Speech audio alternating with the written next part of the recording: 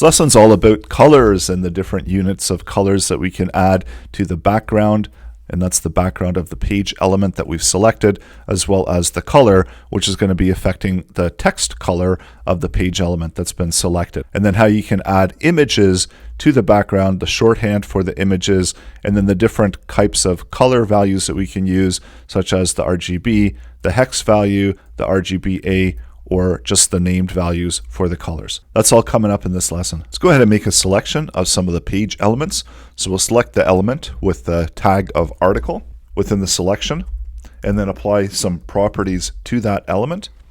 So selecting that element, and we're going to be applying a background color. In order to set a background color, we use the property background color, and then from there we can select the various colors. So colors can be added using the color names, and most of the typical color names, so just being listed within the editor, and these are the commonly used color names, and you can specify the background using the color name. Let's select another page element, and we'll select the element with the ID of 3. There's a lot of different options for setting the color values. You can use the RGB values, so that's the red, green, blue values, and this is done by indicating the RGB. And then the parentheses, setting a value from 0 to 255. So 0 being so that 0 would be representing the amount of the color that we want to apply. So 0 is the lowest. If we want to apply as much as possible to the red RGB, we would set it to 255, which is the max. We're going to set 0 green and 0 blue to the element with the background with the ID of 3. So that results in a red color. Select the element with an ID of 1 and do a background color. Use a hex color value. So hex values are 6 character values within a hex format, indicated with the hash in order to indicate the hex value that we're going to be using. And similar to what we saw with RGB, the first 2 characters in the hex are going to represent the amount of red. So starting at a value of 00, which would be the lowest, and ending at a value of FF, which would be the highest value for the hex. So we're going to do the same as we're applying 0 green and 0 blue to the background color, which is also going to result in the red background color. There's also an option for a Rgba, and the Rgba allows us to set a transparent color. So I've created another element with the ID of 4, and we'll select that, apply background color to the element with the ID of 4. And this time, instead of the RGB, we'll use the Rgba, and that's going to be indicated with Rgba, and the last value within the Rgba parentheses is going to indicate the amount of transparency that we're going to be applying to it. So 0 would be applying 0 of that color to the element, and we see that this is the element with the ID of 4, so there's no color that we visibly see that's being applied to it. We can go all the way from 0 to 1. If we do a 0.5, that's 50% of the content being applied to the alpha of the color block, and that's where we get this lighter shade of red, and this is actually going to be transparent by 50%. So if we had an element or content underneath, we would get that value being shown.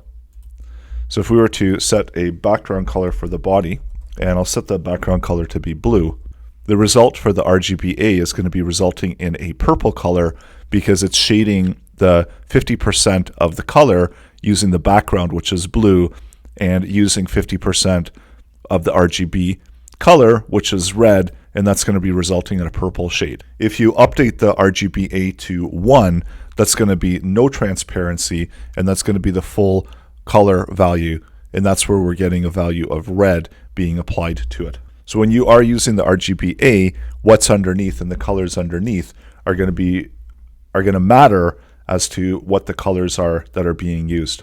There's also where we can set the color of the font. So let's select the color of the font using the color property. And for this, we can apply a color value to it as well. And this can be either the named color values, RGB, RGBA, in addition to the hex values. for the colors. There's also a property that you can use to add opacity to the page element. So much like what we saw with Rgba, where this is all within the one statement, and set a value for that. And if we set the opacity value for the element, what happened is that we did get the opacity, but that was applied to both the font and the background color. So that's where the font is going to be slightly blue, because the font is also getting that 0.5 opacity applied to it, as the background has the 0.5 opacity applied to it. So that's going to now match with what we've got with the Rgba. So that's how you can use the opacity to apply opacity to the background. For backgrounds, you can also add and use images. And then we need to specify the URL of the image within the parentheses. We do have an image located directly within the same folder, and that image is going to be called logo1.jpg. And when we apply the background image, we see that what happened is that now the background of the body has the image contained within it. And that, because the image is going to be smaller than what we've got to cover the full background, that's where we get this effect where we've got the repeat on the vertical as well as the horizontal. If you set a image that's going to be transparent, so this is a transparent version of the same image, we see that now we've got the background is showing because the image is being placed on top, and we still have the background color of blue showing beneath it. So if we were to make any updates to the background color, so it's setting it to a grayish color, that's going to result in the background still showing, but because we're using a PNG file, that's going to be transparent and we can see through the image to the background. You can also control the background for the repeat of the background image. If you don't want a repeat, or if you only want a repeat on the horizontal or the vertical. So let's shrink down our view to 100, and this way we can see the repeat within the display area. So using the background repeat, we have an opportunity to set how we want it to repeat.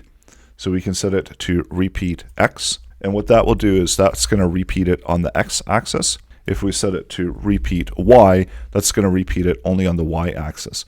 So only just have the one image, and that's being repeated all the way down within the page element. There's a number of other options for the repeat. Set it as repeat, and that's going to be what the default is, where we're setting it and it's repeating across the entire page. So a no repeat, so that's not going to repeat it both on the vertical or the X axis, the horizontal or the X, so it'll only show the one image. So that's how you can control how the image is being repeated within the background. If you are only using just the one, you can also set a background position, and the background position is a property that's used to specify the position of where the background image will be set. So we can position it from the left, and we can also do left bottom. There's also right and top. So now it's going to be positioned in the left bottom. This is going to move it over to the right bottom, and then there's the right top. And because we don't have a lot of content in there, and the top are going to be the same, if we make it larger, and if we move this down to the bottom, then we're going to be able to see the actual positioning of the bottom. So now it's positioned at the bottom part of the page. So it sets the starting position of where we're setting that image. There's also an attachment value. So if we set it up at the top of the page, the background attachment, and what this will do is this is going to set the property that's going to specify whether the image should scroll or be fixed. So that's the attachment, and there's a fixed or scroll position. So what the fixed will do is it's going to fix it in place. So even if we're scrolling, it's going to keep the background image in the same spot. So it's not going to be scrolling where we're scrolling with the page content. If we set it to be scroll, which is the other option, now as we scroll, the image will move up. So as we have less space on the page, and if I was to make it even smaller, we'd see that as we're scrolling down, that image moves with the scroll bar. There's also a shorthand format for all of this. Get it out, and we can set all of these individually, but we can also set this as a group. And what I'm going to do is I'm going to comment out the properties here. So removing it, and you can make comments within style sheets by using the /*. And then when you've completed the comment, you just do the asterisk and the /, and that will break back into and break out of the commenting. So let's go back to the backgrounds, And we're going to set this all within the shorthand format, setting up the color, the image, the repeat, the attachment, and the position. And this is all done within the one background property. You can also use just the background and set a background color. So this will also work. You don't have to add all the other property values. If you want just a background color, you can use the shorthand instead of writing out background color. And from here, you can add in additional values into that property. So you can set the URL just as we did with the background image. There's the image being set. The next option is the repeat. So if we don't want it repeating, we can specify no repeat on it. Same as these 3 lines of code. We can also set the right top position. You can set the scroll, and by default it's going to be scroll. So let's set that to be fixed. So we're fixing it in the right top. So we're scrolling down. That image is now fixed to the right top position of the page. And it's not moving with the scroll, which is the default action. And this is just a shorthand method that you can use in order to set all of these properties and values within one line. So go ahead and try it out. Update the colors of the font as well as the background colors of the page elements. Try out the RGB, the hex, as well as the RGBA, and then set an image to the background, and you can be ready to move on to the next lesson.